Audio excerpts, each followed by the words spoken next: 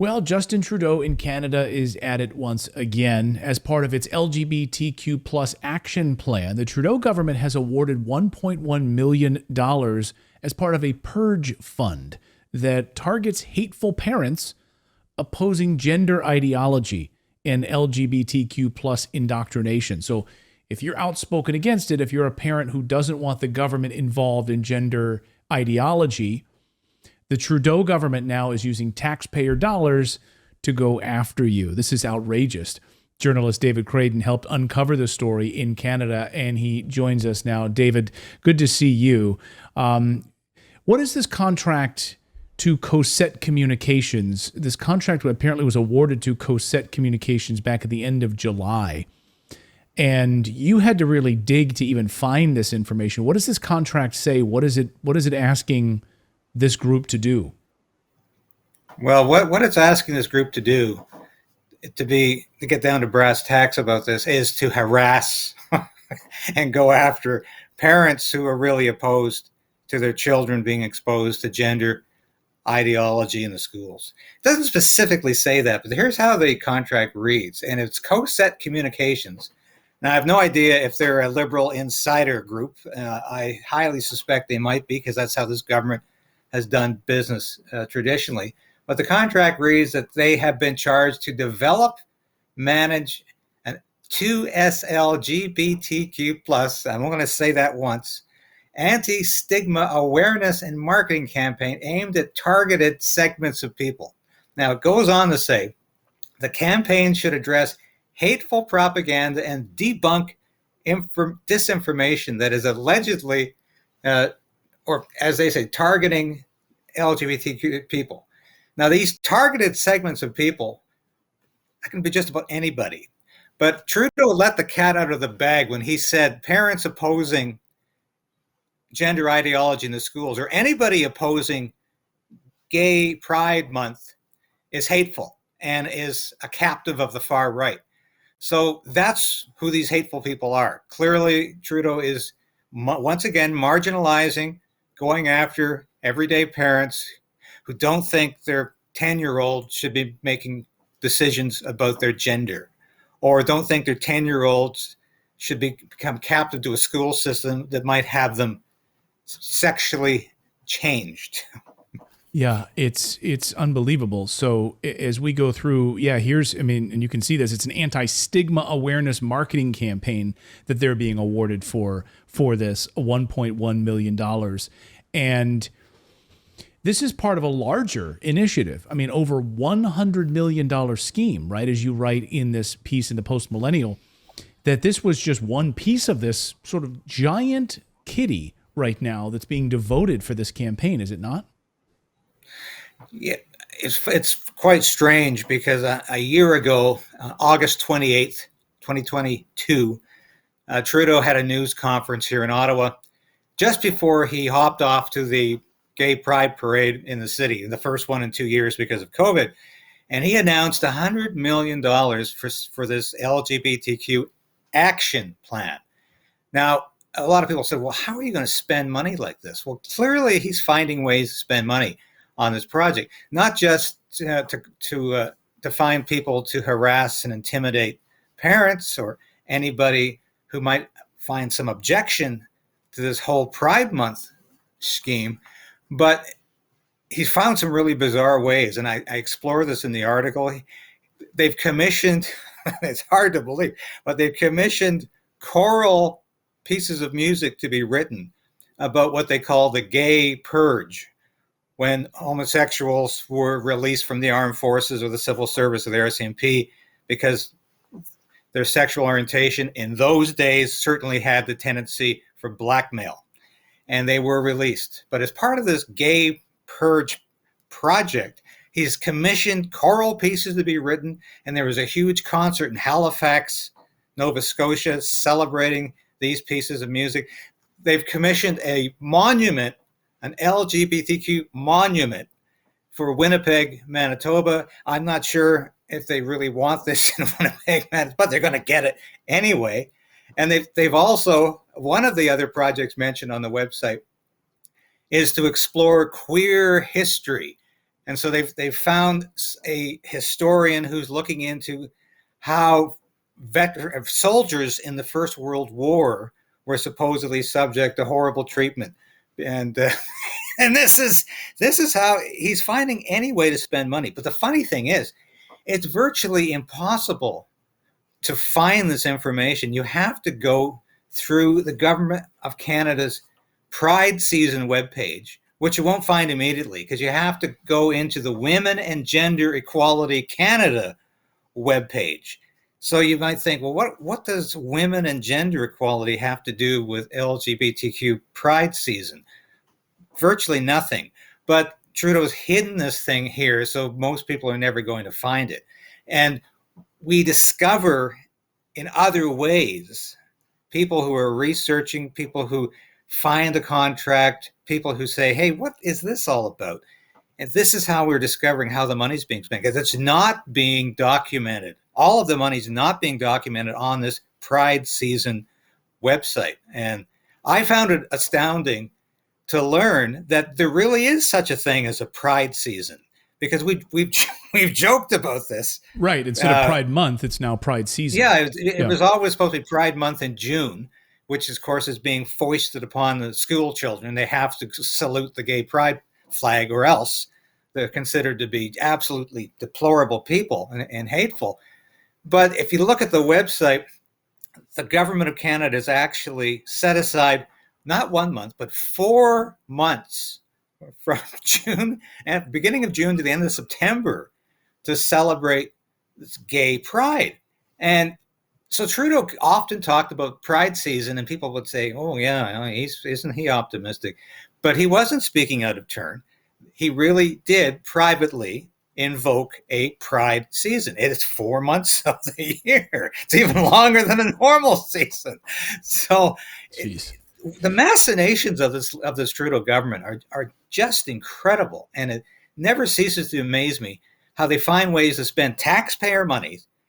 And these poor parents are having their own taxpayer dollars used against them. I mean, this has got to be one of the worst and most malicious schemes of any government in the Western world. But this is what they're doing.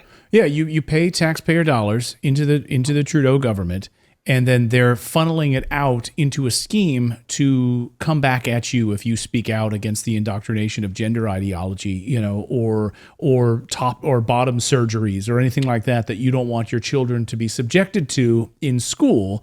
You speak out about that, you will be targeted as part of this anti-smear campaign. Do we know the details of exactly how this Cosette Communications plans to find and, eradicate those people who speak out against this? Do we know what tools and mechanisms specifically they're using to find and identify people who are against this ideology, these gender ideology and indoctrination of children?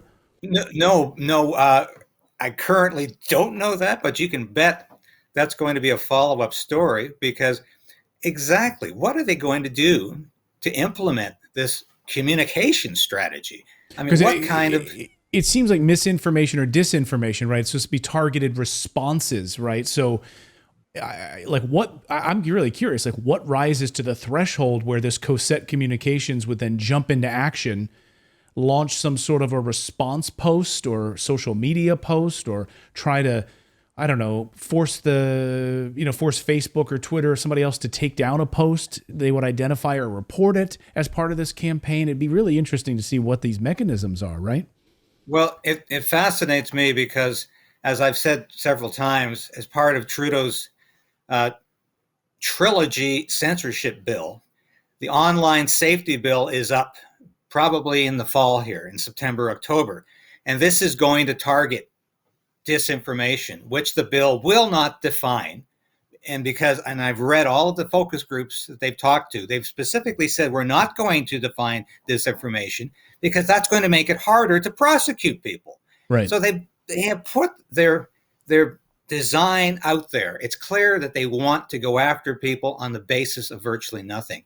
But what really angers me about this is that why are we spending $100 million to promote LGBTQ? Because as far as I'm concerned, this is a group, even if you include all of this alphabet soup, in this membership that is not facing persecution.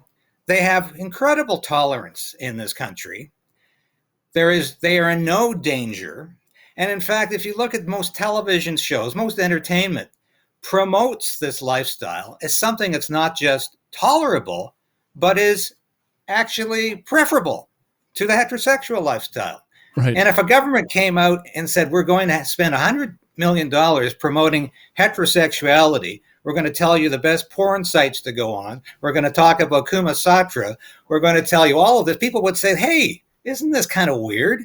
Aren't we over-sexualizing the role of the government? And clearly this is over-sexualizing everything in this country.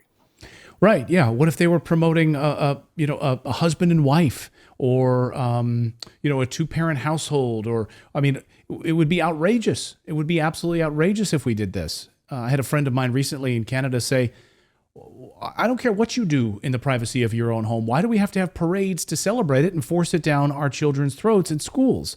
It's despicable.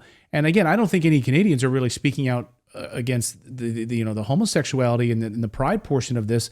I think they're really speaking out about the indoctrination of children and what children are being forced to deal with in schools when they sign up, using pronouns or all of these things. And that sort of indoctrination, and the literature and the children's books that are now being printed and handed out to children is really deplorable. I think that's what, maybe I'm wrong, let us know in the chat, but I think that's where people are drawing the line here. And you're certainly seeing this 1 million person march about to hit Canada in September.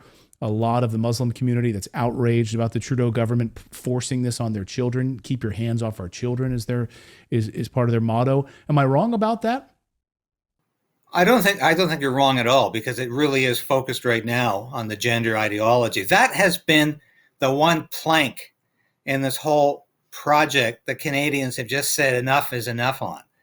And the 1 million person march that is being planned for September 20th across Canada, including here in Ottawa, is gaining momentum because people have just said enough. But they're also sick of the fact that these gay pride parades are becoming increasingly graphic and obscene, with men walking around literally nude and flashing their bodies at young children. Now, this should be illegal. There are laws against this on the books, but the police have said, and we've reported on this in the Post-Millennial, the police refuse to enforce the law because it's a special gay pride event. So therefore, they're exempt somehow. Exempt under which law? This is totally discretionary. The police are afraid to enforce the law when it involves this protected community. And people are sick of this too. Let people live their own lives, but stop pushing your ideology. Stop pushing your agenda, not only on children, but on the populace at large, because we all have our freedom and equality under the law, but not under a Trudeau government, which is focused entirely on identity politics, on dividing people on the basis of their gender, on their race, on their religion, on their sexuality. That's what Trudeau is all about, dividing people and trying to conquer. But it's evidently not working anymore, because he's always relied on the immigrant vote to stay in power. The Liberal Party, just like the Democratic Party, thinks if it brings in enough immigrants, it can win elections. Those immigrants are now turning against this Liberal government because they say, we didn't come to Canada for this kind of thing. We came here for freedom of speech, which we're losing.